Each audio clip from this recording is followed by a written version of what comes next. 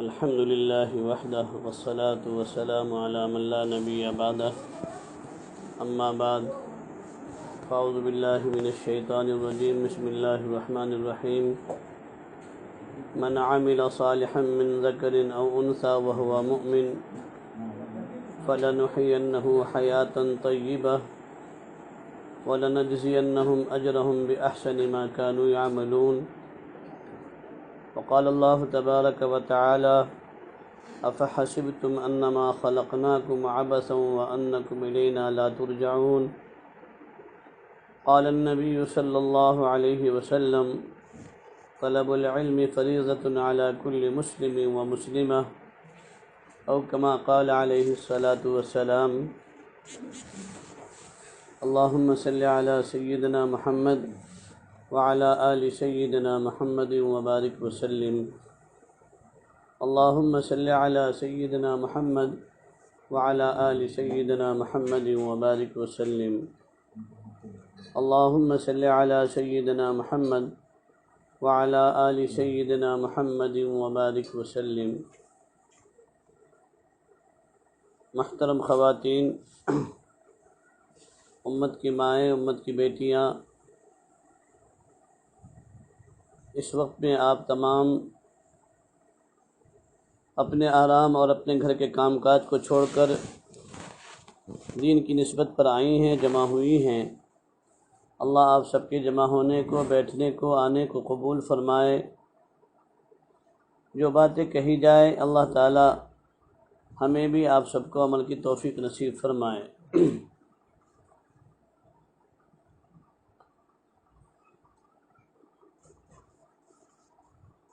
آج ایک سب سے بڑی غلط فہمی خواتین کے اندر یہ آئی ہوئی ہے، اور ہماری ماں بہنیں یہ سمجھتی ہیں کہ علم کا سیکھنا، دین کا سیکھنا یا ولایت کا حاصل ہونا صرف مردوں کے لیے ہے، عورتوں کے لیے نہیں ہے۔ حالانکہ اللہ رب العزت نے عورتوں کو بھی اور مردوں کو بھی انسان بنایا ہے، اور چونکہ جب دونوں انسان ہیں تو دونوں انسان کے جانے کا راستہ بھی ایک ہے، اور ہر ایک انسان ماں کے پیٹ سے آیا ہے، اور ہر ایک انسان کو قبر کے پیٹ میں جانا ہے۔ اور چونکہ دونوں انسان کی ضرورتیں یکساں ہیں، مرد بھی بیمار پڑتے ہیں تو عورتیں بھی بیمار پڑتی ہیں۔ کھانا اگر مردوں کی ضرورت ہے تو کھانا عورتوں کی بھی ضرورت ہے، کپڑا اگر مرد کی ضرورت ہے تو کپڑا عورتوں کی بھی ضرورت ہے۔ بیمار مرد پڑتے ہیں تو بیمار عورتیں بھی پڑتی ہیں۔ سواری اگر مرد کی ضرورت ہے تو سواری عورتوں کی بھی ضرورت ہے۔ اسی لیے اللہ رب العزت کا حکم بھی دونوں کے لیے یکساں ہے۔ اسی لیے اللہ رب العزت نے قرآن کریم میں فرمایا من عمل صالحا من ذکر او انثى وهو مؤمن فلنحيينه حياة طيبة ولنجزينهم اجرهم باحسن ما كانوا يعملون۔ اللہ رب العزت فرماتے ہیں کہ جو کوئی بھی نیک عمل کرے گا، چاہے وہ مرد ہو یا عورت ہو، لیکن شرط یہ ہے کہ وہ ایمان والے ہوں۔ تو جو کوئی مرد یا عورت نیک عمل کر کے اللہ رب العزت کی بارگاہ میں جائے گا، اللہ رب العزت فرما رہے ہیں کہ ہم ایسے بندوں کو، ایسی بندیوں کو، یعنی ایسے مرد کو اور ایسی عورتوں کو ضرور بالضرور ہم پاکیزہ زندگی عطا فرمائیں گے۔ اس لیے کہ ہر ایک انسان کی مقصد زندگی اللہ کی بندگی اور مقصد حیات اللہ کی یاد ہے۔ تو اب جو انسان اس دنیا میں بندہ بن کر اللہ کی بندگی کر کے جائے گا، ایسا انسان کامیاب ہے، ایسے مرد بھی کامیاب ہیں اور ایسی عورتیں بھی کامیاب ہیں۔ اس لیے خداوند قدوس نے حکم کیا فرمایا وما خلقت الجن والانس الا لیعبدون، کہ ہم نے انسان و جنات کو نہیں پیدا کیا مگر اپنی عبادت کے لیے۔ اور عبادت دونوں کے لیے ہے، مردوں کے لیے بھی عبادت ہے، نماز اگر مردوں پر فرض ہے تو عورتوں پر بھی فرض ہے، روزہ اگر مردوں پر فرض ہے تو عورتوں پر بھی فرض ہے، زکوٰۃ اگر مردوں کے پاس مال ہے تو مردوں پر بھی فرض ہے، اگر عورت کے پاس مال ہے تو عورت کے اوپر بھی زکوٰۃ فرض ہے۔ آج کی ماں بہنوں میں یہ بھی ایک غلط فہمیاں بیٹھی ہوئی ہیں کہ زیور تو ہم پہنیں گے اور ہمارے زیور کی زکوٰۃ ہمارا شوہر دے گا۔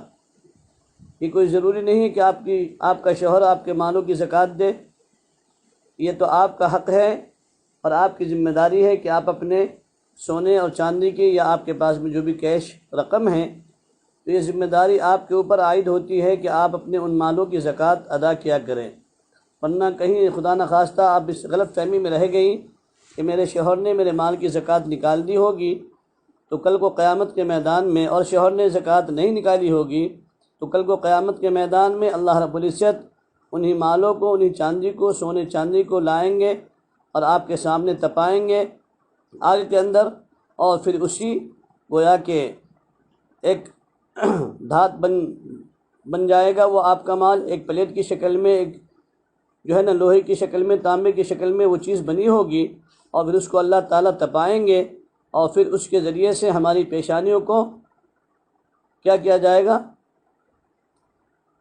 چٹکھایا جائے گا، اور گویا کہ اس کے ذریعے سے ہماری پیشانی کو داغا جائے گا، ہماری پیٹھ کو داغا جائے گا، ہمارے جسم کے ایک ایک اعضاء کو داغا جائے گا۔ قرآن مقدس میں اللہ نے فرمایا نا کہ تم جس مال کو جمع کر کے رکھتے ہو، تم یہ سمجھتے ہو کہ یہ میرا مال ہے، یہ میری کسوٹی ہے اور یہ میری پونجی ہے، تو اللہ تبارک و تعالیٰ انہی مالوں کو قیامت کے میدان میں تمہارے سامنے حاضر کریں گے اور ان مالوں کو آگ میں تپا کر کے پھر تمہاری پیشانیوں کو ان مالوں سے داغا جائے گا۔ اس لیے اس مال کی ذمہ داری بھی ہمارے اوپر ہے۔ خیر اس وقت میں وہ موضوع نہیں ہے میرا، ایک ضمناً بات آ گئی تو میں نے عرض کر دی ہے۔ اکثر ماں بہنیں اس غفلت میں پڑی ہوئی رہتی ہیں، اور جب پوچھا جاتا ہے ان سے کہ تم نے اپنے اس زیور کی زکوٰۃ نکالی تو کہتی ہے کہ ہاں ہمارے شوہر نے نکال دی ہے یا نکال دیا ہوگا۔ جب شوہر سے پوچھتے ہیں تو شوہر کہتے ہیں کہ نہیں، زیور تو بیوی پہنتی ہے، بیوی کو نکالنا چاہیے، مجھے معلوم نہیں، وہ میرا مال نہیں، بیوی کا مال ہے نا۔ تو اللہ کے یہاں تو یہ حیلہ اور بہانہ اور توریہ نہیں چلے گا میری ماں اور بہنوں۔ خیر اللہ رب العزت نے اگر مال دیا ہے تو آپ کی ذمہ داری ہے کہ آپ اپنے ان مالوں کی زکوٰۃ بھی نکالیں۔ تو میں عرض کر رہا تھا کہ اللہ رب العزت نے اگر مال مردوں کو دیا ہے تو مردوں پر زکوٰۃ ہے، اگر مال عورتوں کے حق میں ہے اور ذمے ہے تو عورتوں کے اوپر زکوٰۃ ہے۔ اگر ایسی اللہ نے مال دیا ہے تو عورت پر بھی حج فرض ہے، مرد پر بھی حج فرض ہے نا۔ گویا کہ عبادتوں میں بھی دونوں کے لیے اللہ رب العزت نے حکم کو یکساں رکھا ہے، برابر برابر رکھا ہے۔ اسی لیے اللہ رب العزت نے یہ فرمایا کہ اے میرے بندوں اور اے میری بندیوں، تم دنیا سے اچھے اعمال کر کے آنا، اچھی زندگی لے کر کے آنا، اس لیے کہ دنیا میں آنے کا مقصد یہی ہے، مقصد زندگی اللہ کی بندگی اور مقصد حیات اللہ کی یاد ہے نا۔ تو ہم سب کو چاہیے کہ ہم چاہے اپنے گھر میں ہوں یا کہیں بھی ہوں، اور اگر اللہ رب العزت نے ہم پر نماز فرض کی ہے تو نماز کو ادا کرنا یہ ہماری ذمہ داری ہے۔ بارہا ہم فضائل کی تعلیمیں سنتی ہیں کہ ایک نماز کے چھوڑنے پر اللہ رب العزت نے کتنا بڑا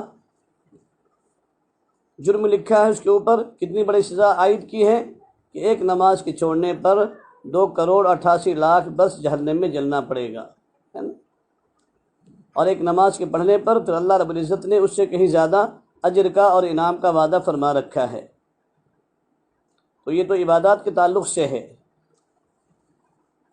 امت کی مائیں اور بہنیں آج اصل میں غیر مذاہب کے طور طریقے کو دیکھ کر کے اور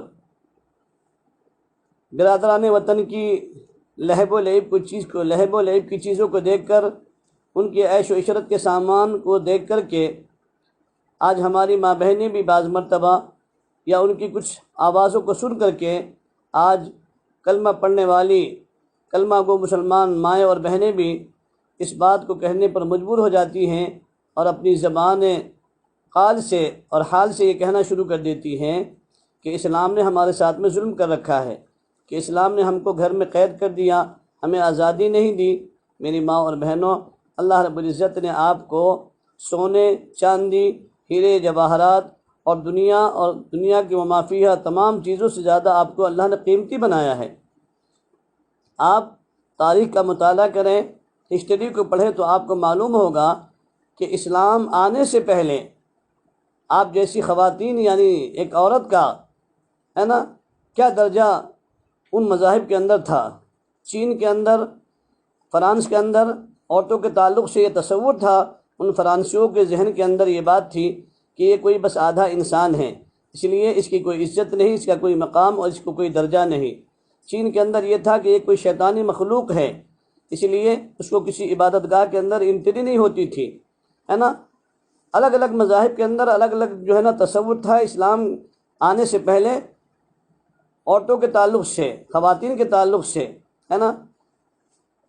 ہندوازم کے یہاں جو ہے نا، ہندو لوگوں کے یہاں یہ تھا کہ اگر عورت کے رہتے ہوئے اس کا شوہر مر جائے تو اس عورت کو بھی چاہیے کہ اپنے شوہر کے ساتھ میں جو ہے نا زندہ جل کر کے راکھ ہو جائے، اس کو دوسری جگہ پر شادی کرنے کی بھی اجازت اور پرمیشن نہیں، نکاح کرنے کا حکم نہیں تھا ان کے مذاہب میں، اور آج بھی یہ چیزیں ہیں۔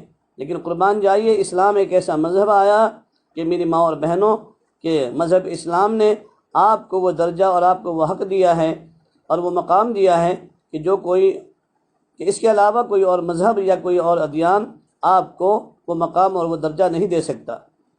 اللہ نے اگر آپ کو ماں بنایا ہے تو اللہ کے نبی علیہ الصلوۃ والسلام نے کیا فرمایا کہ ماں کے قدموں کے نیچے جنت ہے۔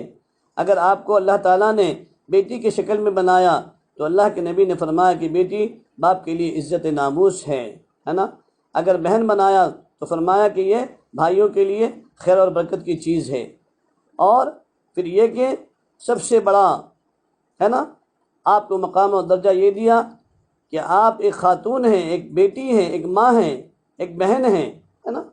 تو آپ کو دو طرف کا حقدار بنایا، دو کی وراثت میں آپ کو حق دیا شریعت اسلامیہ نے، مذہب اسلام نے۔ ایک تو شوہر کے حق میں بھی آپ کو آپ کا حق حصہ ملے گا، اور ایک باپ کی پراپرٹی میں، باپ کی وراثت میں آپ کو حق ملے گا۔ آپ قربان جائیے آقا دو جہاں صلی اللہ علیہ وسلم کی شریعت اور سنت پر۔ اس کے علاوہ کسی اور مذاہب کے اندر آپ جائیں اور پوچھیں کہ تم کو تمہارے مذاہب کے اعتبار سے کیا تمہاری پراپرٹی کے اندر تم کو حق حصہ ملتا ہے کہ نہیں ملتا، اور ملتا ہے تو کتنا ملتا ہے۔ لیکن قربان جائیے شریعت اسلامیہ کے اصول پر اور آپ علیہ الصلوۃ والسلام کی شریعت اور سنت کے اوپر کہ آپ علیہ الصلوۃ والسلام نے آپ کو احکامات الہیہ کے مطابق ایک ایک اصول کو مد نظر رکھتے ہوئے آپ کو جو ہے نا وارثوں کا حقدار بنایا، اور دونوں طرف سے بنایا، باپ کی پراپرٹی میں بھی اور شوہر کی پراپرٹی میں بھی، ہے نا۔ اور پھر یہ کہ آپ کو کتنا بڑا درجہ دیا ہے نا کہ اگر آپ ماں بن رہی ہیں تو گویا کہ آپ کے قدموں کے نیچے جنت ہے۔ اسی لیے تو آقا نے فرمایا کہ ماں کے قدموں کے نیچے جنت ہے، اور اولادوں کو حکم دیا، پھر شوہر کو بیوی کا مرتبہ بتایا اور بیوی کو شوہر کا مرتبہ بتایا، ہے نا۔ اللہ کے رسول علیہ الصلوۃ والسلام نے کیا فرمایا کہ اگر اللہ کے علاوہ کسی اور کو سجدہ کرنا جائز ہوتا تو ایک بیوی کو حکم ہوتا کہ وہ اپنے شوہر کو سجدہ کرے، یعنی ایک شوہر کا درجہ یہ بتایا بیوی کو۔ اور بیوی کے بارے میں اللہ کے رسول نے مردوں کو کیا بتایا کہ دیکھو، یاد رکھو، اگر تم نے اپنی بیوی پر ناحق ظلم کیا تو کل کو قیامت کے میدان میں میں محمد عربی صلی اللہ علیہ وسلم اس خاتون کے مدد میں اور اس خاتون کی تعاون پر میں محمد عربی صلی اللہ علیہ وسلم وکیل بن کر کھڑا ہو جاؤں گا، اور میں اس شوہر کے خلاف گواہی دوں گا۔ پھر اللہ رب العزت نے آپ کی سفارش فرمائی ہے۔ اللہ رب العزت یہ فرما رہے ہیں وَعَاشِرُوهُنَّ بِالْمَعْرُوفِ کہ اے میری امت کے مردوں، یاد رکھو اگر تم نے میری ان بندیوں کو ناحق ستایا اور ان کے ساتھ میں تم نے ظلم کا معاملہ کیا اور ان پر تم نے رحم اور سلوک کا معاملہ نہ کیا، ان کے ساتھ میں نرمی اور درگزر کا معاملہ نہ کیا، تو اللہ فرماتے ہیں کہ یاد رکھو میرے بندو، میں بھی اللہ ہوں، کل کو قیامت کے میدان میں بھی تم پر رحم نہیں کروں گا۔ تو اللہ نے آپ کی سفارش کی ہے میری ماں اور بہنوں، اس سے بڑا اور درجہ کیا ہونا چاہیے۔ اللہ ہم گنہگار بندوں کو ہے نا آپ کی سفارش ہم گنہگاروں سے کر رہے ہیں، حالانکہ اللہ کو کیا ضرورت تھی کرنے کی، لیکن اللہ نے آپ کے درجے کو بلند کرنا چاہا، آپ کے مقام کو امت کے سامنے اور دنیا والوں کے سامنے بلند کرنا چاہا۔ آپ کو اللہ اور اللہ کے رسول نے عظمت رفتہ ہے نا عزت رفتہ اور سربلندی عطا فرمائی، اور آپ کے مقام کو اللہ تعالیٰ نے یہ بتایا، اللہ کے نبی علیہ الصلوۃ والسلام نے یہ بتایا، ہے نا۔ اللہ کے رسول صلی اللہ علیہ وسلم کے سامنے ایک صحابیہ آئیں، سوال کیا کہ یا رسول اللہ صلی اللہ علیہ وسلم، ہمارے شوہر مرد حضرات تو صحابہ تو ہم سے نیکیوں میں آگے بڑھ گئے۔ اللہ کے نبی نے پوچھا کیوں، کیسے؟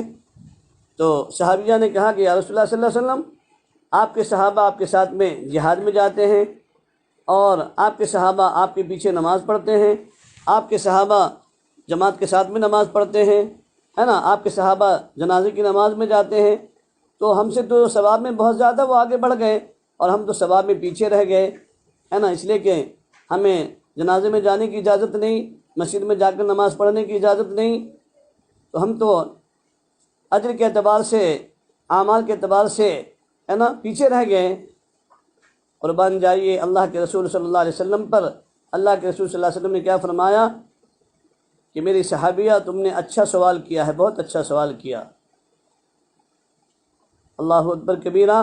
میری ماں اور بہنوں، اللہ کے رسول صلی اللہ علیہ وسلم نے فرمایا، اور میری صحابیہ یاد رکھو، اگر تم گھر کے کسی کونے کے اندر نماز پڑھ رہی ہوتی ہو تو اللہ رب العزت میرے صحابہ کو جتنا ثواب مسجد میں جا کر صف اولیٰ میں نماز پڑھنے کا، جماعت کے ساتھ نماز پڑھنے کا، تکبیر اولیٰ کے ساتھ نماز پڑھنے کا اجر دیتا ہے، اس سے کہیں زیادہ ثواب تم کو اپنے گھر کے کونے میں نماز پڑھنے پر دیتا ہے۔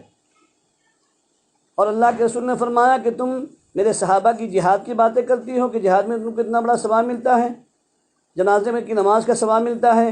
اللہ کے رسول صلی اللہ علیہ وسلم نے فرمایا کہ اگر تم اپنے بچے کی رونے کی بنا پر جب تم راتوں کو اٹھ جاتی ہو اور جو تمہاری نیند قربان ہوتی ہے، اللہ رب العزت اس نیند کی قربانی کی بنا پر اللہ تبارک و تعالیٰ تم کو وہ اجر اور ثواب عطا فرماتا ہے جو ایک دشمن کی سرحد پر کھڑے ہونے والے سپاہی کو اللہ تعالیٰ اجر عطا فرماتے ہیں، ان سے زیادہ آپ کو اجر عطا فرماتے ہیں۔ اللہ اکبر کبیرہ۔ میری ماں اور بہنوں، سوچو کہ اللہ نے آپ کا کتنا بڑا مقام عطا فرمایا، اور پھر اللہ تعالیٰ نے آپ کا کتنا درجہ بلند کیا۔ قرآن عظیم الشان جیسی کتاب کے اندر مردوں کے تعلق سے کوئی صورت نہیں ہے نا، لیکن آپ خواتین کو اللہ تعالیٰ نے اتنا سراہا، اتنا نوازا، اتنا سر بلند کیا کہ قرآن عظیم الشان جیسی کتاب کے اندر آپ کے بارے میں مستقل ایک صورت نازل فرمائی، سورۃ النساء کے نام سے، ہے نا، 4 پارے کے اندر ہے، اس کا نام ہی سورۃ النساء ہے نا۔ تو اس سے بڑھ کر اور آپ کے لیے کیا فضیلت ہونی چاہیے اور کیا بڑھتری ہونی چاہیے؟ کیا یہ کسی اور مذاہب کے اندر یہ چیز آپ کو ملیں گی میری ماں اور بہنوں؟ نہیں مل سکتی۔ یہ تو صرف مذہب اسلام کی دین ہے، اور اللہ کے رسول صلی اللہ علیہ وسلم کی دین ہے کہ اللہ کے رسول علیہ الصلوۃ والسلام جب دنیا میں تشریف لائے تو اللہ کے رسول علیہ الصلوۃ والسلام نے آپ کو یہ حق اور مرتبہ اور مقام عطا فرمایا جو کسی اور مذاہب کے اندر اس کا یعنی خواب و خیال میں اس کا کوئی حاشیہ نظر نہیں آ سکتا۔ اللہ نے آپ کو اتنا بڑا مقام عطا فرمایا ہے، اتنا بڑا آپ کو درجہ عطا فرمایا ہے، اس لیے آپ اپنے مقام کو سوچیں، اپنے درجے کو دیکھیں، اب اپنی فضیلت کو سمجھیں کہ اللہ تعالیٰ نے ہم کو کہاں سے کہاں پہنچایا ہے۔ اور آپ کہتی ہیں کہ بھائی فلاں کا بچہ اتنا بڑا بن گیا، فلاں کی بچی اتنی اچھی عابدہ زاہدہ بن گئی، رابعہ بصریہ بن گئی، بایزید بستامی بن گئے، آخر ہماری اولاد کیوں نہیں؟ تو میری ماں اور بہنوں، پہلے آپ کو بایزید بستامی جیسا ماں تو بننا پڑے گا۔ بایزید بستامی کی ماں کیسی تھی؟ شیخ عبدالقادر جیلانی کی امی کیسی تھیں؟ مولانا الیاس صاحب رحمۃ اللہ علیہ کی امی جان کیسی تھیں؟ آپ تاریخ کا مطالعہ کریں گی، تاریخ کو دہرائیں گی، تاریخ کو پڑھیں گی، ہسٹری کو پڑھیں گی، تو آپ کو معلوم ہوگا کہ ہر کسی کے ہر کسی کے اچھا بننے میں اور ہر کسی مرد کے صاحب ایمان بننے میں، صاحب دل بننے میں کسی نہ کسی خاتون کا کردار ہے، کبھی ماں کی شکل میں، کبھی بیوی کی شکل میں، کبھی بیٹی کی شکل میں، ہے نا، کبھی بہن کی شکل میں۔ سیدنا عمر فاروق رضی اللہ تعالیٰ عنہ کو ایمان کی دولت ملی، اس کی بنا پر ملی، کس کا کردار تھا اس کے اندر؟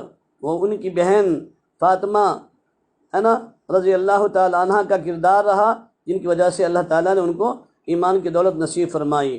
حضرت اکرمہ جو کہ جنرل تھے اور ابو جہل کے بیٹے، کٹر دشمن آپ علیہ الصلوۃ والسلام کے، فتح مکہ سے پہلے کٹر دشمن تھے، چونکہ باپ دشمن تو بیٹا بھی دشمن، تو آپ علیہ الصلوۃ والسلام کے کٹر دشمن تھے، لیکن فتح مکہ کے موقع پر جب آپ علیہ الصلوۃ والسلام نے امن کا اعلان کر دیا تو ان کی بیوی ام حکیم رضی اللہ تعالی عنہ آئیں اور رسول اللہ صلی اللہ علیہ وسلم سے درخواست کی کہ کیا یا رسول اللہ صلی اللہ علیہ وسلم آپ میرے شوہر کو بھی معاف کر دیں گے، ان کو بھی امن دے دیں گے؟ آپ علیہ الصلوۃ والسلام نے فرمایا کہ آج تو ہر ایک کو امن کا اعلان کر دیا گیا ہے نا؟ آج جو ابی سفیان کے گھر میں داخل ہوگا اس کو بھی امن دے دیا جائے گا، ہر ایک کو امن ہے۔ تو ام حکیم رضی اللہ تعالیٰ عنہ پہلے خود آئیں، کلمہ پڑھ کر گئیں، پھر اپنے شوہر کی فکر میں دوڑی ہوئی گھر پر گئیں۔ گھر پر جا کر دیکھا تو شوہر نہیں ملے، پھر ڈھونڈتی رہیں، ادھر ادھر ڈھونڈنے کے بعد کہیں نظر نہیں آئے تو سمندر کنارے گئے، پوچھا کہ بھئی فلاں فلاں حلیے کا فلاں فلاں شکل کا کوئی شخص یہاں پر نظر آیا ہے؟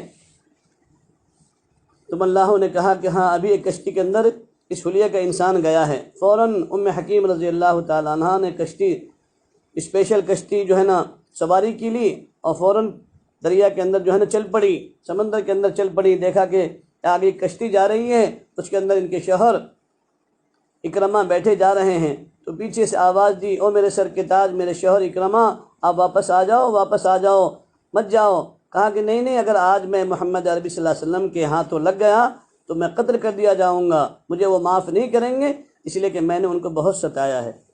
لیکن قربان جائیے اللہ کے رسول صلی اللہ علیہ وسلم کی ذات گرامی پر اور ان کی بیوی ام حکیم رضی اللہ تعالی عنہ پر، انہوں نے کہا کہ نہیں اکرمہ، میں آپ علیہ الصلوۃ والسلام سے امن لے کر کے آئی ہوں آپ کے بارے میں، آپ چلیے۔ تو واپس آ گئے، ہے نا؟ اس لیے کہ ہر شوہر کو اپنی بیوی کے ہوم منسٹر کی بات ماننی پڑتی ہے نا؟ آپ لوگ بھی مانتے ہو نا؟ ہوم منسٹر بنا لیا کرتی ہیں، ہے نا؟ اپنے شوہروں کو ماننا بھی چاہیے، منوانا بھی چاہیے۔ تو فوراً ام حکیم رضی اللہ تعالیٰ عنہ کی بات کو انہوں نے مانا اور وہ واپس آ گئے، اور وہ بیوی اللہ کے رسول صلی اللہ علیہ وسلم کی خدمت میں اپنے شوہر کو لے کر گئیں۔ اللہ کے رسول صلی اللہ علیہ وسلم بیٹھے ہوئے تھے، جیسے ہی دیکھا کہ اکرمہ آ گئے ہیں، ہے نا؟ حالانکہ جانی دشمن تھے، کٹر دشمن تھے، چاہتے تو انتقام لے سکتے تھے، لیکن چونکہ امن کا اعلان کر دیا تھا اور اللہ کے رسول صلی اللہ علیہ وسلم تو رحمت للعالمین بن کر آئے تھے، تو دیکھا فوراً جو ہے نا مسکرائے اور بٹھایا اور کلمہ پڑھایا، لا الہ اشہد ان لا الہ الا اللہ و اشہد ان محمدا عبدہ و رسولہ، کلمہ پڑھ کر ایمان میں داخل ہو گئے، ہے نا؟ تو ان کو بھی ایمان کس کے ذریعے سے ملا؟ کس کی قربانی کے نتیجے میں ملا؟ کس کا کردار رہا؟ ایک بیوی کا کردار رہا، بیوی کی شکل میں، بیوی کی جو ہے نا کرداری کی وجہ سے، بیوی کی قربانی کی وجہ سے ان کے شوہر کو ایمان نصیب ہوا۔ میری ماں اور بہنوں، عمر رضی اللہ تعالیٰ عنہ کو ایمان کی دولت ملی بہن کی قربانی کے نتیجے میں، ہے نا؟ ان کو ایمان ملا بیوی کے قربانی کے نتیجے میں، ہے نا؟ ہر ایک کے کسی جو ہے نا اچھا بننے میں کسی نہ کسی خاتون کا کردار ہے نا؟ میری ماں اور بہنوں، دیکھو ام سلیم رضی اللہ تعالیٰ عنہ کون ہیں؟ حضرت انس رضی اللہ تعالیٰ عنہ کی والدہ ہیں۔ ان کے پہلے شوہر مالک وہ مسلمان نہیں ہوئے تھے، اور ان کے بطن سے یہ حضرت انس رضی اللہ تعالیٰ عنہ صحابی جو آپ علیہ الصلوۃ والسلام کے خادم خاص رہے ہیں، بچپن سے ہی ماں کے دل کی تمنا تھی کہ میں اس بچے کی تربیت کروں، تو ان کو کلمہ پڑھا رکھا تھا اور کلمہ پڑھایا کرتی تھی۔ ایک روز ان کے شوہر جو مالک جن کا نام تھا، انہوں نے سن لیا تو فوراً غصہ کیا ان کے اوپر، ام سلیم رضی اللہ تعالیٰ عنہ کے اوپر جو صحابیہ ہیں، ان کے شوہر جو ابھی اسلام نہیں لائے تھے، تو کہنے لگے کیا تم تو ایک اپنے دین سے دور ہو گئی ہو، اور کیا تم میرے بچے کو بھی دین سے دور کرنا چاہتی ہو؟ تو ام سلیم رضی اللہ تعالیٰ عنہ نے فرمایا کہ میں تو چاہتی ہوں کہ آپ بھی کیا ہو جائیں، آپ بھی اس نبی کا کلمہ پڑھ لیں جس نبی کا کلمہ میں اپنے بچے کو پڑھا رہی ہوں، تاکہ آپ بھی باسعادت ہو جائیں اور میں بھی خوش نصیبوں میں میرا بھی شمار نصیب ہو جائے۔ لیکن مقدر میں ایمان نہیں تھا، چند دن کے بعد ہی ان کا انتقال ہو گیا، ان کے شوہر کا انتقال ہو گیا۔ لیکن ام سلیم رضی اللہ تعالی عنہ اپنے اس بچے حضرت انس رضی اللہ تعالی عنہ کی تربیت کرتی رہیں، لیکن شوہر کے انتقال کے بعد میں سوچ میں فکر میں پڑ گئیں کہ اب اس بچے کی تعلیم و تربیت کے لیے میں اس کو کہاں لے کر جاؤں، کیا کروں؟ دل میں خیال آیا کہ آپ علیہ الصلوۃ والسلام سے بہتر کوئی اور مدرسہ اور کوئی اور مکتب، کوئی اسکول ان کے لیے نہیں ہو سکتا، اسی لیے رسول اکرم صلی اللہ علیہ وسلم کی خدمت میں چھوڑ کر ان کو آتی ہوں۔ تو آپ علیہ الصلوۃ والسلام کی خدمت میں لے کر چلی گئیں اور آپ علیہ الصلوۃ والسلام سے وہ پورا واقعہ اور ماجرا کہہ سنایا جو ان کے شوہر نے ان کو کہا تھا۔ پھر اس کے بعد رہنے لگ گئیں، لیکن چونکہ ابھی عمر بھی کوئی زیادہ نہیں ہوئی تھی، بقیہ زندگی کے مراحل بھی طے کرنے تھے، تو بہت سارے لوگوں نے ان کو نکاح کا پیغام دیا، لیکن کسی سے نکاح کرنے کو تیار نہیں ہوئی۔ ہاں، حضرت ابو طلحہ رضی اللہ تعالیٰ عنہ نے جب نکاح کا پیغام دیا ہے تو انہوں نے پیغام قبول تو کیا، لیکن ساتھ میں شرط لگائی کہ میرے نکاح کا مہر یہ ہوگا کہ اگر آپ مسلمان ہو جائیں گے تو بس یہی میرے نکاح کا مہر ہے، اس کے علاوہ مجھے اور کسی چیز کی ضرورت نہیں ہے۔ کیا شرط لگا رہی ہیں میری ماں اور بہنوں؟ کہ آپ مسلمان ہو جائیں تو بس میرا یہی حق مہر ادا ہو جائے گا۔ گویا کہ ہر ایک صحابیہ کو، ایک صحابی کو ایک ایک اللہ کے بندوں کو ایمان میں لانے کی فکر اور جنت میں داخل کرنے کی فکر تھی۔ تو جیسے ہی نکاح کا پیغام آیا، اس وقت تک کہ وہ حضرت طلحہ رضی اللہ تعالیٰ عنہ ایمان نہیں لائے تھے، لیکن شرط قبول پیغام کو قبول تو کر لیا، لیکن ان شرائط کے ساتھ میں کہ اگر آپ اسلام قبول کر لیتے ہیں تو آپ سے میں نکاح کرنے کے لیے تیار ہوں، اور آپ کا حق مہر بھی بس یہی ہوگا کہ آپ کا کلمہ پڑھ لینا، مسلمان ہو جانا، میرے لیے یہی مہر ہوگا، بس میری یہی شرط ہے نا۔ پھر بعد میں انہوں نے بھی اسلام قبول کر لیا اور پھر دونوں کا نکاح ہو گیا۔ پھر اللہ نے ان دونوں کے نکاح کے ہونے کے بعد پہلے فرزند تو مالک سے کون تھے؟ حضرت انس رضی اللہ تعالیٰ عنہ۔ پھر اللہ رب العزت نے ان کو ایک لڑکا دیا ہے نا، لیکن قربان جائیے میری ماں اور بہنوں، کیسی ام سلیم رضی اللہ تعالیٰ عنہ صبر کا پہاڑ بنی ہوئی تھی۔ بچہ اللہ نے دیا، چند مہینے یا غالباً سال 2 سال کے ہو گئے تھے کہ وہ بھی اللہ کو پیارے ہو گئے۔ اب یہ شوہر حضرت طلحہ رضی اللہ تعالیٰ عنہ کہیں باہر سفر میں جہاد میں گئے ہوئے تھے، جب واپس تشریف لائے تو رات کا وقت تھا، سوچا کہ اگر اس وقت میں کہوں گی تو یہ رات کو کھانا بھی نہیں کھائیں گے اور پھر غم کے مارے ایسے ہی لیٹ جائیں گے، ان کا غم تازہ ہو جائے گا۔ تو چونکہ رات کافی ہو چکی تھی، صرف آتے ہی بچے کے بارے میں پوچھا کہ بچہ کیسے ہے، تو کہا کہ خیریت سے ٹھیک ہے نا، اتنا کہنا تھا۔ پھر اس کے بعد میں کھانا وانا کھلا دیا، کھانے سے فارغ بھی ہو گئے اور پھر دونوں کی ملاقات بھی ہوئی، اور پھر اس کے بعد میں صبح کو جب اٹھی ہیں، پھر اس کے بعد میں اپنے شوہر سے کہا کہ اچھا آپ یہ تو بتائیں کہ اگر کوئی قرض خواہ قرض دی ہوئی چیز اگر آپ سے مانگے تو کیا آپ کیا کریں گے؟ ان کو واپس دیں گے کہ نہیں دیں گے؟ یعنی آپ نے اگر کسی سے قرض لیا، میں نے آپ سے قرض لیا، اب میں آپ سے قرض مانگوں کہ میرا قرض مجھے واپس کرو، تو کیا آپ مجھے دیں گے کہ نہیں دیں گے؟ تو انہوں نے کہا کہ بالکل ان کا حق ہے، واپس دینا چاہیے، اس لیے کہ ہم قرض خواہ ہیں، ہم مقروض ہیں، اور قرض دینے والے کا ہم پر احسان ہے کہ انہوں نے ہم کو دیا ہے۔ تب بیوی نے کہا کہ دیکھو میرے سر کے تاج، میرے شوہر، وہ جو آپ کے فرزند ہیں جو اللہ نے دیا تھا، اللہ تعالیٰ نے ان کو اٹھا لیا، ان کا انتقال ہو گیا ہے۔ کہا کہ کب؟ کہا کہ وہ تو آپ کے رات آنے سے پہلے ہی انتقال ہو گیا تھا۔ اللہ اکبر کبیرہ۔ پھر حضرت طلحہ رضی اللہ تعالیٰ عنہ فرماتے ہیں کہ جب تو اتنا صبر کا پہاڑ بن سکتی ہے تو پھر میں کیوں نہ صبر کروں؟ انہوں نے بھی صبر کر لیا اور پھر اس کے بعد میں اپنے اس بچے کی لاش کو لے جا کر دفنایا ہے۔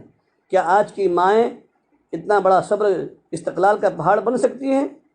کیا کسی کا غم اتنا رہ سکتا ہے اور کوئی خاموش رہ سکتی ہیں؟ اپنے شوہر کو بھی نہیں بتا رہی ہیں، اور اسی لیے کہ وہ جہاد سے واپس آئے ہیں، سفر سے تھکے ہوئے ہیں، کہیں ایسا نہ ہو کہ اگر اپنے بیٹے کی اطلاع دے دوں گی تو وہ غم کے مارے ہے نا غم سے نڈھال ہو جائیں گے اور کھانا پینا بھی نہیں کھائیں گے، ہے نا۔ اس لیے یہ کہا کہ بچہ سویا ہوا ہے نا، اطمینان کے ساتھ میں سویا ہوا ہے، اور یقیناً جب کوئی اللہ کو پیارا ہو جاتا ہے تو وہ تو مطمئن ہی ہو جاتا ہے نا۔ تو یہ تھی صحابیہ کی صفت، ہے نا۔ ایسی گویا کہ صحابہ اور صحابیہ کی قربانی کے نتیجے میں میری ماں اور بہنوں یہ دین اسلام آج ہم تک پہنچا ہے نا۔ اس دین اسلام کی خاطر بڑی بڑی قربانیاں لگی ہیں، ہے نا، بڑی بڑی قربانیاں لگی ہیں۔ آپ دیکھیں جب ہسٹری کو پڑھیں، حضرت حاجرہ علیہ السلام ہے نا، ان کی قربانی، حضرت خدیجہ رضی اللہ تعالیٰ عنہ کی قربانی، حضرت سمیہ رضی اللہ تعالیٰ عنہ کی قربانی، حضرت آسیہ رضی اللہ تعالیٰ عنہ کی قربانی، اللہ اکبر کبیرہ۔ حضرت آسیہ کی قربانی کیسی؟ حضرت سمیہ رضی اللہ تعالیٰ عنہ کی قربانی کیسی ہے؟ کس درندگی کے ساتھ میں اس ابو جہل نے حضرت سمیہ رضی اللہ تعالیٰ عنہ کو شہید کیا، لیکن ایمان کی وہ پہاڑ صبر استقلال کی ہمالیہ بنی ہوئی تھی کہ انہوں نے ایمان کا سودا نہیں کیا، اپنی جان کی شہادت دے دی، ہے نا۔ آپ ان کی تاریخ کو پڑھیں کہ کس ظلم و ستم کے ساتھ میں ابو جہل نے ان کو شہید کیا ہے نا، کہ دونوں ہاتھ میں کیلے ٹھوک دیے اور پھر دونوں پاؤں میں کیلے ٹھوک دیے اور پھر 2 اونٹ منگوا کر رسی باندھا گیا اور رسی میں ہاتھ کو باندھا گیا اور پھر دونوں پاؤں کو باندھا گیا اور پھر دونوں اونٹ کو جو ہے نا ایک کے مخالف میں ایک کو دوڑایا گیا۔ اس طریقے سے کسی درندگی کے ساتھ میں ان کو شہید کیا گیا میری ماں اور بہنوں۔ ان تمام قربانیوں کے باوجود بھی ہے نا، اور ان تمام حالات کو برداشت کر لیا، لیکن اپنے ایمان کا سودا نہیں کیا۔ آج ہماری بیٹیوں کے سامنے یہ واقعہ نہیں ہے، اس لیے آج امت کی بیٹیاں کیا ہو رہا ہے کہ امت کی بیٹیاں مرتد ہو رہی ہیں، ارتداد کا شکار ہو رہی ہیں۔ ان کے سامنے یہ واقعات نہیں ہیں کہ نہیں ایمان کتنی قیمتی شے ہے اور جنت کیسے ملنے والی ہے ہمیں۔ یہ دنیا کی زندگی فانی ہے، تھوڑے دن کی زندگی ہے، بقیہ تو ہمیشہ ہر ایک انسان کو مرنے کے بعد ہی قبر میں رہنا ہے، اور اس کے لیے ایمان کا ہونا شرط ہے۔ ایمان کے ساتھ میں دنیا سے جائیں گی، اور اگر ایک رائی کے دانے کے برابر ایمان کو بچا کر لے کر جائیں گی تو انشاءاللہ ہمیں دنیا سے 10 گنی بڑی جنت ملے گی، ہے نا۔ ہاں، حضرت آسیہ رضی اللہ تعالیٰ عنہ کون ہے؟ فرعون کی بیوی ہے، اور فرعون کون ہے؟ ظالم و جابر بادشاہ ہے، وقت کا نمرود ہے، وقت کا جو ہے نا فرعون ہے۔ وہ یہ کہتا ہے اپنے آپ کو کہ میں رب ہوں، وقت کا خدا میں ہوں، ہے نا۔ اپنے آپ کو خدا کا دعویٰ کرتا رہا، لیکن ایک چوہے کا بچہ بھی پیدا نہیں کر سکا، اور اسی کے گھر میں اللہ رب العزت نے حضرت موسیٰ علیہ السلام کی پرورش کروائی۔ یہ اللہ کی قدرت ہے۔ اس نے اعلان کیا تھا کہ جس سال جو ہے نا لڑکے پیدا ہوں تو ان تمام لڑکوں کو قتل کر دیا جائے، اور جس سال لڑکیاں پیدا ہوں ان لڑکیوں کو زندہ رکھا جائے، ہے نا۔ قربان جائیے اللہ رب العزت کی قدرت کاملہ پر کہ جس سال لڑکوں کے قتل کرنے کا دور تھا، اسی سال جو ہے نا حضرت موسیٰ علیہ السلام کی پیدائش بھی ہوئی، اور پھر اسی ظالم و جابر کے گھر میں اللہ تعالیٰ نے پیدائش کے مرحلے کو بھی طے کروایا کہ تو جس کو مارنا چاہتا ہے اور میں جس کو رکھنا چاہتا ہوں اس کو تو نہیں مار سکتا، ہے نا، اور جس کو تو رکھنا چاہے گا اور میں مارنا چاہوں گا تو اس کو نہیں بچا سکتا۔ تو اس نے سب لڑکوں کو قتل کروایا، لیکن حضرت موسیٰ علیہ السلام اسی دور میں انہی ایام میں پیدا ہوئے، اللہ تعالیٰ نے ان کو باقی رکھا۔ اسی لیے کہتے ہیں نا، مثل مشہور ہے کہ اللہ جس کو رکھے اس کو کون چکھ سکتا ہے۔ لیکن میری ماں اور بہنوں، ہمارا ایمان تو ہونا چاہیے، عقیدہ تو ہونا چاہیے۔ آج تو اگر ہمارا بچہ اللہ نے لے لیا 2 سال کا 6 مہینے کا، تو نعوذ باللہ ہماری زبان سے کیسے کیسے کفریہ کلمات نکل جاتے ہیں۔ ہماری ماں بہنیں اتنی بالکل غافل ہو جاتی ہیں اور اتنی بے حس ہو جاتی ہیں، اور ان کو احساس بھی نہیں ہوتا کہ میں کون سا جملہ نکال رہی ہوں، کیا میرے جملے کے وجہ سے، میرے جملے کے نکالنے سے کیا میرا ایمان باقی بھی رہتا کہ نہیں رہتا۔ یہاں تک کہہ دیتی ہیں کہ کیا اللہ کو کوئی اور نہیں ملا تھا کہ اس نے ہمارے ہی بیٹے کو لے لیا، نعوذ باللہ، ہے نا۔ اور اس سے بھی برے ہے نا، انسان کا ایمان بھی نکل جاتا ہے، ایمان ختم ہو جاتا ہے۔ اس لیے میری ماں اور بہنوں، ہمیں ان صحابہ اور صحابیات کے واقعات سے عبرت حاصل کرنا چاہیے، ہے نا۔ اولاد دینے والی ذات اللہ کی ہے، اولاد اٹھانے والی ذات اللہ کی ہے نا۔ جو اللہ اولاد دیتا ہے وہی اللہ اولاد اٹھاتا بھی ہے، لیتا بھی ہے، یہ اس کے اختیار کی چیز ہے۔ یہ تو اللہ تعالیٰ نے ہم کو جو دیا ہے، یہ گویا کہ انعام کے طور پر ہم سب کو اللہ تعالیٰ نے دے رکھا ہے، یہ اس کی طرف سے ایک نعمت ہے ہمارے لیے۔ تو نعمت دیتا ہے وہی، اور نعمت کو چھینتا وہی ہے، لیکن نعمت دینے کے بعد میں شکر ادا کیا تو نعمت باقی رہتی ہے، ناشکری کی تو اللہ تعالیٰ نعمت کو چھین لیتے ہیں، ہے نا میری ماں اور بہنوں۔ تو میں عرض کر رہا تھا کہ اللہ رب العزت نے قربانیوں کے بعد میں جو ہے نا اس دین کو وجود بخشا ہے، ان تمام کی قربانیاں لگی ہیں، ہے نا۔ حضرت خدیجہ رضی اللہ تعالیٰ عنہ کی کیسی قربانی لگی، اپنی جان، اپنا مال، سب کچھ نچھاور کر دیا اللہ کے رسول صلی اللہ علیہ وسلم کی ذات گرامی پر حضرت آسیہ رضی اللہ تعالیٰ عنہ کی قربانی پسند آئی اللہ کو، تو کیا کیا؟ اللہ کے رسول علیہ الصلوۃ والسلام کی زوجہ بنایا ان کو۔ روایتوں میں آتا ہے کہ اللہ کے رسول صلی اللہ علیہ وسلم نے حضرت خدیجہ رضی اللہ تعالیٰ عنہ سے فرمایا کہ اے خدیجہ، جب تم جنت میں جانا تو اپنے شوکن سے ملاقات کر لینا، اپنی شوکن سے ملاقات کر لینا۔ حضرت آسیہ رضی اللہ تعالیٰ حضرت خدیجہ رضی اللہ تعالیٰ عنہ کو تعجب ہوا اور کہنے لگی یا رسول اللہ، میں آپ کی پہلی بیوی ہوں، پھر میری شوکن کون ہے؟ پہلی بیوی تو میں ہوں نا آپ کی، تو میری شوکن کہاں سے آئی؟ تو اللہ کے رسول علیہ الصلوۃ والسلام مسکرائے اور فرمایا اے خدیجہ، حضرت آسیہ رضی اللہ تعالی عنہ جو کہ فرعون کی بیوی تھی، اس کی ایسی قربانی ہے اس دین اسلام کی خاطر کہ اللہ تعالیٰ نے اس قربانی کے نتیجے میں ہے نا اس کا نکاح میرے ساتھ میں جنت میں کر دیا ہے، اس لیے تمہاری ملاقات ان سے جو ہے جنت کے اندر ہو جائے گی۔ اس لیے کہ انہوں نے بھی اللہ تعالیٰ سے دو دعائیں مانگی تھی، تو دونوں دعائیں اللہ تعالیٰ نے ان کی قبول کر لی ہے نا۔ ایک تو آپ صلی اللہ علیہ وسلم کی بیوی ہونے کا ان کو شرف، یہ دعا مانگتی تھی ہے نا، اور ایک جنتی ہونے کا، تو اللہ تعالیٰ نے دونوں شرف جو ہے ان کو دے ہی دیا۔ لیکن کب ملی یہ چیزیں میری ماں اور بہنوں؟ قربانی کے نتیجے میں ہے نا۔ آج ہماری قربانی کیا لگ رہی ہے؟ آج ہمارے اندر حیا ہے، آج ہمارے اندر نمازوں کا اہتمام ہے، اپنے بچوں کی تربیت کی فکر ہے نہیں ہے، اور ہم چاہتے ہیں کہ میرا بیٹا بایزید بستامی بن جائے، جنید بغدادی بن جائے، رابعہ بصریہ بن جائے ہے نا۔ میری ماں اور بہنوں بن جائے گی، لیکن شرط یہ ہے کہ آپ کو ویسی قربانی دینی پڑیں گی، ویسی محنت کرنی پڑیں گی، آپ کو جو ہے نا ویسی تربیت کرنی پڑیں گی۔ ایسی تربیت؟ آپ کو ویسا ایمان سکھانا پڑے گا جیسا ایمان سیدنا عبد القادر جیلانی علیہ الرحمہ کی والدہ نے اپنے چھوٹے ننھے لخت جگر کا ایمان بنایا تھا۔ حضرت خواجہ قطب الدین بختیار کاکی علیہ الرحمہ کی والدہ نے اپنے بیٹے کا ایمان کیسے بنایا، اللہ کی ذات پر ان کا یقین کیسا جو ہے بنانا شروع کیا۔ بچے ہیں ابھی 2-2.5 سال کی عمر ہوئی ہے، بچہ مکتب میں پڑھنے کے لیے جاتا تھا، مکتب سے پڑھ کر آیا ایک روز تو والدہ سے کہا کہ امی جان بھوک لگی ہے، تو امی نے کیا کہا؟ بیٹے تو قرآن والا ہے، تو قرآن والا ہے نا، تو مسلمان ہے، ایمان والا ہے، تو روٹی مجھ سے مانگتا ہے؟ تو کہا امی کس سے مانگوں؟ کہا اپنے اللہ سے مانگ۔ کہا اللہ کہاں سے دیتے ہیں؟ کہا اللہ دیتے ہیں، تو اللہ سے مانگ تو صحیح۔ کہا کیسے مانگوں؟ کہا کہ بیٹے جا، پہلے وضو کر، مصلی بچھا، نماز پڑھ، اور پھر دعا کے لیے ہاتھ اٹھا اور کہہ بیٹے کہ اللہ مجھے بھوک لگی ہے، مجھے روٹی چاہیے، مجھے بھوک لگی ہے، مجھے روٹی چاہیے ہے نا۔ یہ گویا کہ امی کی تربیت اپنے بچوں کو دے رہی ہے، ٹریننگ دے رہی ہے نا۔ ماں نے تربیت کی، بتائی، ماں نے جلدی سے کیا کیا؟ روٹی بنا کر کے ایک طاق میں رکھ دیا۔ اب بچہ نماز سے فارغ ہوا، دعا مانگنے لگ گیا، روٹی دکھائی نہیں دی، تو کہنے لگا امی کہاں ہے روٹی؟ اب تک تو روٹی نہیں ملی۔ کہا بیٹو دیکھو، ڈھونڈ لو، ادھر ادھر مل جائے گی کہیں پر، طاق میں رکھی ہوگی، تکیے کے نیچے رکھی ہوگی۔ تو ڈھونڈتے ڈھونڈتے وہ روٹی مل گئی۔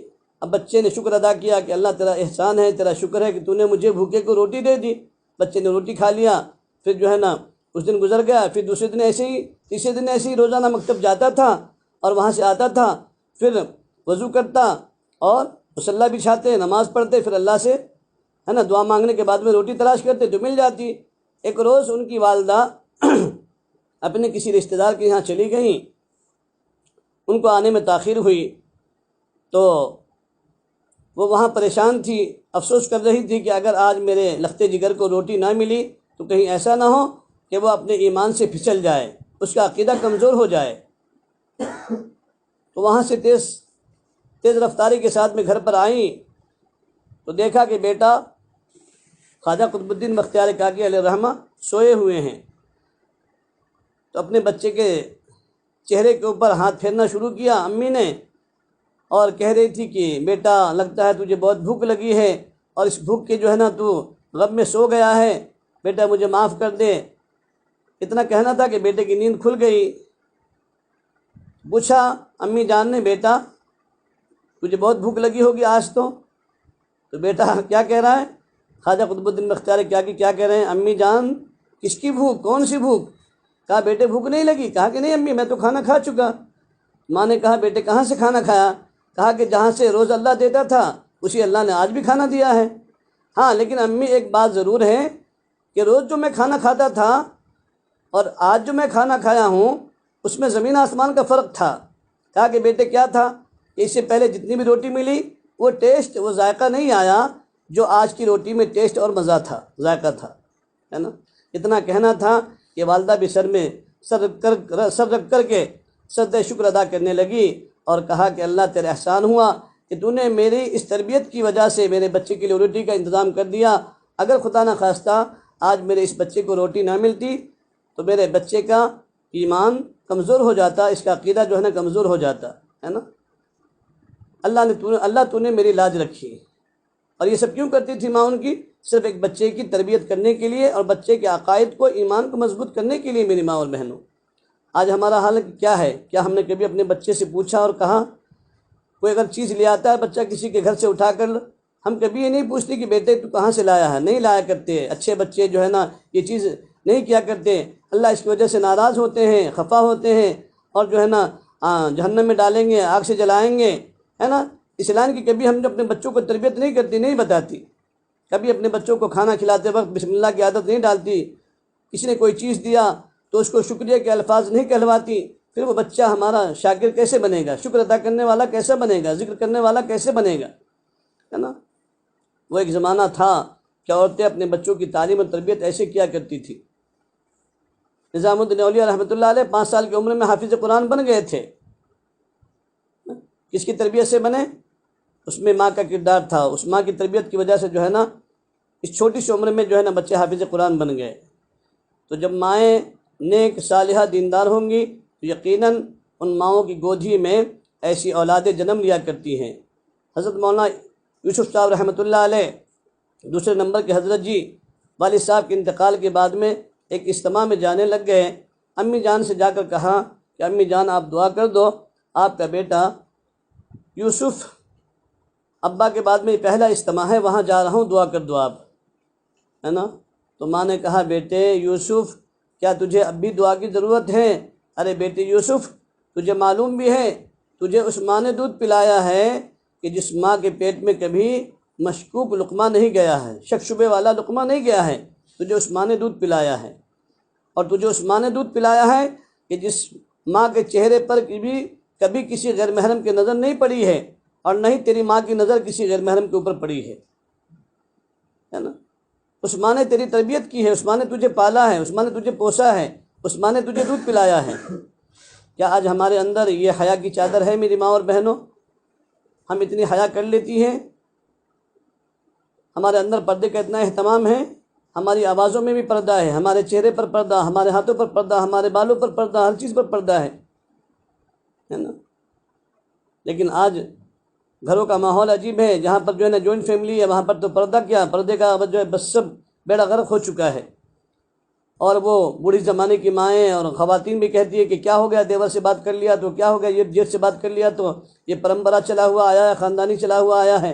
میری ماں اور بہنوں، قبر کے اندر آپ کا یہ جملہ نہیں چلے گا، قبر کے اندر آپ کی یہ بات نہیں چلے گی کہ نہیں اللہ میاں ہمارا پرمپرا چلا ہوا آیا تھا، خاندانی چلی ہوئی آئی تھی اور ہمارا جو ہے نا یہ خاندانی جو ہے نا یہ معاملہ تھا، رشتہ داری تھی، اس لیے جو ہم ایک دوسرے سے بات کر لیتے تھے، ایک دوسرے کے سامنے کھلے چہرے سے رہتے تھے۔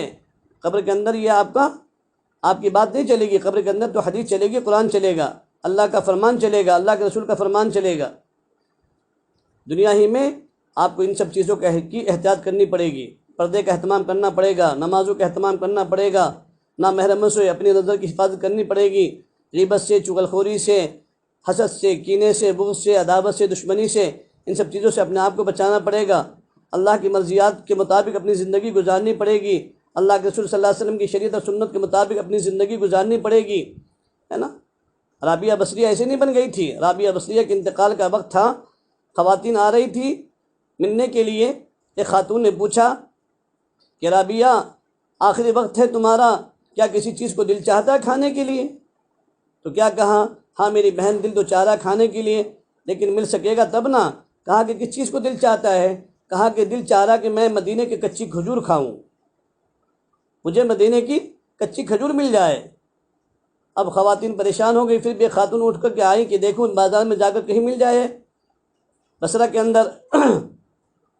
تو جیسے اٹھ کر آئیں، تھوڑی دور چلنے کے بعد میں ان کے صحن کے قریب ہی ایک کھجور پڑی ہوئی مل گئی، ایک خاتون اٹھا کر لے کر گئی اور جا کر دیا کہ لو رابعہ، ایک کھجور جو ہے نا آپ کے صحن کے باہر مل گئی ہے پڑی ہوئی۔ قربان جائیے میری ماں اور بہنوں، رابعہ بصریہ کے ایمان پر رابعہ بصریہ نے کیا جملہ فرمایا؟ رابعہ بصریہ نے کہا میری بہن تمہیں کھجور تو لے آئی ہو اور میری آخری تمنا ہے کہ میں کھجور کھاؤں، لیکن اگر میرے اللہ نے کل کو قیامت کے میدان میں پوچھ لیا کہ اے رابعہ تو نے آخری وقت میں وہ کھجور کھائی تھی، کیا وہ کھجور تیرے لیے حلال تھی یا حرام تھی، تو میں اس کا کیا جواب دوں گی؟ ہے نا؟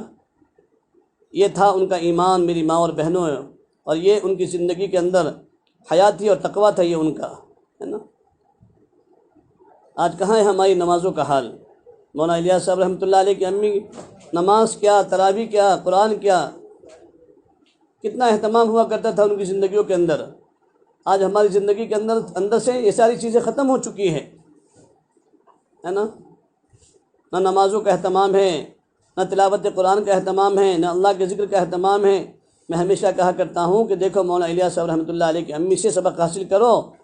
ان کی امی بھی صفیہ رحمۃ اللہ علیہ رمضان المبارک کے مہینے میں روزانہ 40 پارے قرآن شریف پڑھا کرتی تھی اور 12,000 مرتبہ اللہ کا ذکر کیا کرتی تھی، 5,000 مرتبہ درود شریف پڑھا کرتی تھی، اور اس کے علاوہ دیگر ان کے اوراد و وظائف تھے، حسبنا اللہ و نعم الوکیل، لا الہ الا انت سبحانک انی کنت من الظالمین، رب انی مغلوب فانتصر، پھر بسم اللہ الرحمن الرحیم۔ یہ دیگر ان کے اوراد و وظائف تھے، اور پھر اس کے علاوہ تمام 5 وقت کی فرض نمازیں، پھر سنت، نفل اور اشراق، چاشت، اوابین، تہجد، صلاۃ التوبہ، ان تمام نمازوں کا روزانہ اہتمام تھا۔ اور تراویح میں ان کے یہاں 3 قرآن شریف ختم ہوا کرتے تھے۔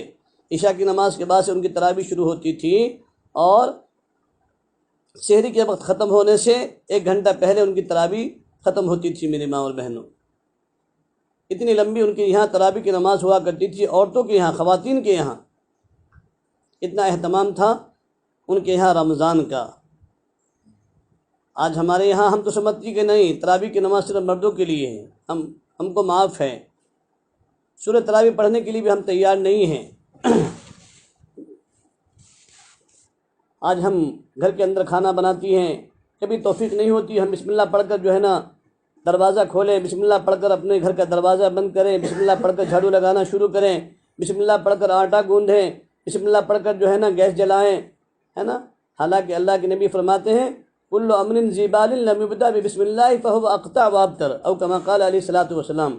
اللہ کے نبی فرماتے ہیں کہ ہر کام کی ابتدا بسم اللہ الرحمن الرحیم سے ہونی چاہیے، ہے نا؟ جب ہر کام کی ابتدا بسم اللہ سے کریں گے انشاءاللہ اللہ تبارک و تعالیٰ کی مدد اس کام کے اندر شامل ہو جاتی ہے، اور اللہ کے نام کی برکت اس کام میں شامل ہو جاتی ہے اور آ جاتی ہے، اور اللہ کے نام کا نور اس چیز میں شامل ہو جاتا ہے نا؟ اگر ہم آٹا گوندھ رہی ہے، بسم اللہ پڑھ لیا تو اس اللہ کے نام کا نور اس آٹے کے اندر داخل ہو جاتا ہے۔ کھانا بنا رہی ہوتی ہیں، بگھار دے رہی ہوتی ہیں دال کے اندر، کڑھائی ہے نا، کڑھی کے اندر اگر ہم بسم اللہ پڑھیں گی تو انشاءاللہ اس بسم اللہ کا نور اس کھانے میں منتقل ہو جائے گا۔ پھر جو بچہ، جو بچی یا جو ہمارا شوہر بھائی اس کھانے کو کھائے گا تو اس نور والے کھانے کو کھائے گا تو انشاءاللہ اس کا دل بھی منور ہوگا، اس کے دل کے اندر بھی جو ہے نا پھر گناہوں کی کیفیت پیدا نہیں ہوگی بلکہ نیکیوں کا شوق پیدا ہوگا۔ آج یہ ظلمت کا کھانا کھا کر کے جو ہے نا گناہوں کا جذبہ انسان کے اندر زیادہ پیدا ہو رہا ہے، مردوں کے اندر بھی عورتوں کے اندر بھی، اس لیے کہ آج ہماری ماں بہنیں ان سب چیزوں سے غافل ہو چکی ہیں۔ اس لیے میری ماں اور بہنوں، اب کھانا بناؤ تو اللہ کا نام لے کر بناؤ، گھر کا دروازہ بند کرو تو اللہ کا نام لے کر بند کرو۔ حدیث مبارکہ کے اندر آتا ہے کہ جب آپ سوتے وقت میں گھر کا دروازہ بند کر لیا، بند کرتے وقت میں بسم اللہ الرحمن الرحیم پڑھا تو آپ کے گھر میں اگر شیطان تو کیا ابو الشیطان بھی ہوگا نا، ابو الجن بھی ہوگا اس گھر کے اندر، تو وہاں سے بھاگ جاتا ہے اور وہ چلاتے ہوئے جاتے، چیختے ہوئے جاتے ہیں، کہتے کہ چلو اب اللہ کا نام اس گھر میں لے لیا گیا ہے، ہمارے لیے رہنے کی کوئی جگہ نہیں ہے، ہمارے لیے کوئی ٹھکانہ نہیں ہے، یہاں سے بھاگ نکلو، ہے نا؟ لیکن ہم اس کا اہتمام نہیں کرتی، اور اگر رات کے وقت میں چھت کے اوپر کوئی چڑیا بھی چلی، ہے نا، کسی نے کوئی پتھر بھی پھینک دیا تو فوراً پریشان ہو جاتی ہیں، ہماری نیند اڑ جاتی ہے کہ لگتا ہے کسی نے کچھ کر دیا ہے نا؟ کھڑکھڑ کی آواز آ رہی تھی، پھر کسی مولوی کے پاس اور کسی تعویذ گننے والے کے پاس جاتی ہیں کہ جی ہم رات کو سوتے نیند نہیں آتی، کیوں نہیں آتی؟ بولے وہ چھت کے اوپر کچھ تو بھی کھڑ کھڑ کھڑ کھڑ کرتے رہتا، ایمان کا سودا کر رہی ہے۔ سب سے بڑا قصور میری ماں اور بہنوں ہم ماؤں کا ہے، باپ کا اس کے اندر قصور کم ہے، اس لیے کہ باپ تو زیادہ نہیں رہتا اولادوں کے پاس، چل رہے ہیں، ماں کا حق زیادہ ہے، اور ماں کو اس کا علم میں رہتا ہے کہ میری بچی کے کچھ نہ کچھ مسائل چل رہے ہیں، لیکن وہ اس کو درگزر کرتی رہتی ہے، اور پھر جب اسلام چھوڑ دیتی ہے، اپنے ایمان کا سودا کر لیتی ہے، تو پھر ہمیں احساس ہوتا ہے، ہم پریشان ہوتی ہیں، پھر جو ہے نا افسوس کرتی ہیں، پھر کفے دست ملتی ہیں اور کہتی ہیں کہ جس بچی کو ہم نے پالا پوسا پرورش کی، اتنے دن پیٹ میں رکھا، آج جو ہم سے جو ہے نا جدا ہو گئی اور ہم کو داغ مفارقت دے گئی، حالانکہ آپ کو علم تھا۔ اور میری ماں اور بہنوں، اگر آپ نے اس کی تربیت کر لی ہوتی، اگر آپ اس کو دین ایمان عقائد سمجھائی ہوتی، آخرت سمجھائی ہوتی، توحید اور رسالت سمجھائی ہوتی، ہے نا، اور ایک انسان کا ایمان کتنا قیمتی ہے، یہ دنیا تو چند روزہ ہے، دنیا کی لالچ کی وجہ سے ہی تو ایمان چھوڑ رہی ہے نا، ہے نا۔ تو جب ایمان کی حقارت، ایمان کے نقصان، دنیا کی حقارت اور دنیا کی جو ہے نا حقارت ان کے دلوں میں بٹھائی جاتی، دنیا کے نقصان ان کو بتائے جاتے، اور جنت کی اور آخرت کی قیمت ان کو بتائی جاتی، ایمان کی قیمت ان کو بتائی جاتی، تو خدا کی قسم میری ماں اور بہنوں وہ اپنے ایمان کا سودا نہیں کرتی۔ اگر ان بچوں کے سامنے یہ حضرت آسیہ کے واقعات، حضرت آسیہ رضی اللہ عنہ کے واقعات، حضرت سمیہ کے واقعات، حضرت فاطمہ رضی اللہ عنہ کے واقعات اگر ان کے سامنے پڑھے جائیں، بتائے جائیں، تو پھر وہ اپنے ایمان کو بچائیں گی، اپنے ایمان کی حفاظت کریں گی، نہ کہ اپنے ایمان کا سودا کریں گی۔ لیکن کمی آج ہماری ہے کہ ہم اپنے بچوں کی تعلیم اور تربیت کی لائن سے فکر نہیں کر رہی ہیں، اس لیے آج ہمیں یہ رونا پڑ رہا ہے نا، ہم اپنے پاؤں پر ہی کلہاڑا خود اپنے ہاتھوں سے مار رہی ہیں۔ اس لیے میری ماں اور بہنوں، میری آپ سے ادب کے ساتھ میں گزارش ہے کہ اگر آپ کی چھوٹی اولاد ہے، چھوٹے بچے چھوٹی بچی ہیں، ان کو مکاتب میں بھیجیں، ان کے عقائد کو درست کروائیں، وہ اپنے ایمان اور عقائد کو درست کر لیں گے۔ اور اس لیے چونکہ ہماری ذمہ داری ہے، اللہ قرآن میں فرماتے ہیں یا ایھا الذین آمنوا قوا انفسکم واہلیکم نارا وقودھا الناس والحجارہ، کہ ایمان والو اپنے آپ کو اور اپنے اہل خانہ کو اس آگ سے بچاؤ جس آگ کا ایندھن انسان اور پتھر بننے والے ہیں۔ تو ہم سب کی ذمہ داری ہے، ہر باپ کی ہر ماں کی ذمہ داری ہے کہ اپنے بچے کو، اپنی اولاد کو اتنا دین سکھانا، اتنا علم سکھانا ضروری ہے کہ جس سے حلال اور حرام کی تمیز پیدا ہو جائے، جس سے حلال و حرام کو سمجھنے والا بن جائے۔ اتنا علم سکھا دینا یہ ہماری ذمہ داری ہے، ہمارے اوپر فرض ہے۔ اگر ہم نے اپنی اولاد کو اتنا علم نہیں سکھایا، کل کو قیامت کے میدان میں یہی ہمارے بچے ہمارے لیے وبال جان بنیں گے، ہماری گردن پکڑیں گے، ہمارا دامن پکڑیں گے اور کہیں گے اللہ یہ میری ماں ہے، یہ میرا باپ ہے، اس نے مجھے علم، دین کا علم نہیں سکھایا، قرآن کا علم نہیں سکھایا، حدیث کا علم نہیں سکھایا، اس لیے آج میں جہنمی بن گیا۔ اگر آپ مجھے جہنم میں بھیجتے ہیں تو اللہ میرے اس ماں باپ کو بھی جہنم میں بھیج، ہے نا میری ماں اور بہنوں۔ اس لیے ہمیں جو ہے نا چھٹکارا نہیں ملے گا، بلکہ ہماری پکڑ ہونے والی ہے۔ تو ہماری ذمہ داری ہے کہ اپنے اولاد کو اتنا قرآن سکھا دیں، اتنی احادیث سکھا دیں، ان کے ایمان اعمال کو مضبوط کرا دیں، اور اپنی ذات کے اعتبار سے بھی فکر مند ہوں۔ تو اس کے لیے سب سے پہلا کام تو یہ کرنا ہے کہ اپنے گھر کی تعلیم کو زندہ کرنا ہے، اور ان کے سامنے، ان بچے اور بچوں کے سامنے جو ہے نا ان واقعات کو رکھنا ہے، پڑھنا ہے نا، نماز کی اہمیت، نماز کی فضیلت کو بیان کرنا ہے، ایمان کی عظمت کو بیان کرنا ہے اور ان کو سنانا ہے۔ تو اپنے گھر کی تعلیم کو زندہ کرنا، چھوٹے بچے ہیں مکتب میں بھیجنا، اگر کوئی بڑی بچیاں ہیں 15-16 سال کی ہو گئیں تو ان کو مسجد میں نہ بھیج کر کوئی آپا جان ہے محلے میں، پڑوس میں، بستی میں، وہاں جا کر جو ان کو قرآن سکھلا دیں اور جو ہے نا پڑھوا دیں، تاکہ آپ کی ذمہ داری جو ہے نا پوری ہو جائے گی۔ اور اس تربیت کی لائن سے اب اپنے گھر میں فکر مند ہو، ہے نا، آپ کا لڑکا ہے، آپ کے شوہر ہیں، آپ کے بھائی ہیں، ان کو اللہ کے راستے میں چلے 4 مہینے بھیجیں، تاکہ وہ اللہ کے راستے میں نکل کر اللہ کا دین سیکھ کر کے آئیں گے، ایمان سیکھ کر کے آئیں گے، تو انشاءاللہ پھر آپ کا گھر جو ہے نا پرسکون بنے گا اور آپ کا گھر جنت کا نمونہ بنے گا۔ اللہ تعالیٰ مجھے بھی آپ کو بھی عمل کرنے کی توفیق نصیب فرمائے، اپنے اپنے جو ہے نا گھروں سے نام لکھ کر کے ذمہ داروں کے پاس میں پہنچا دے۔ اللہ جزائے خیر عطا فرمائے، آپ سب کے آنے کو قبول فرمائے۔ اب اذان ہو رہی ہے، اس لیے بس سبحان اللہ و بحمدہ، سبحانک اللہم و بحمدک، ونشہد ان لا